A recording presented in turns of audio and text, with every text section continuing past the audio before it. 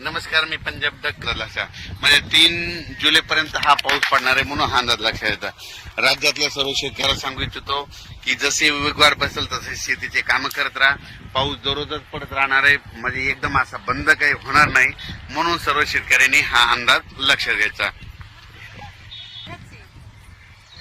तर राज्यातल्या सर्व शेतकऱ्याला सांगू इच्छितो की बीड जिल्ह्यात काही भागात आज ह्या 2, 3, 4 जुलैपर्यंत तिकडे देखील काही भागात पाऊस पडत जाईल.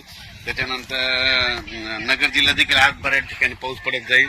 म्हणजे सांगायचं झालं तर पाऊस दररोजच वेगवेगळ्या भागात पडणार आहे, सर्वदूर असं सगळीकडे सारखा पडणार नाही, भाग बदलत पडणार आहे, म्हणून हा अंदाज लक्षात यायचा. आणि त्याच्यानंतर 5, 6 जुलै 7 आणि 8च्या दरम्यान एकदा पावसाचं वातावरण राहणार आहे. पण सगळ्यात वरून राज्याची कृपा फक्त विदर्भावर जास्त, म्हणजे विदर्भात 6, 5, 11 जिल्ह्यामध्ये मात्र तिकडल्या भागामध्ये चांगला पाऊस पडणार आहे.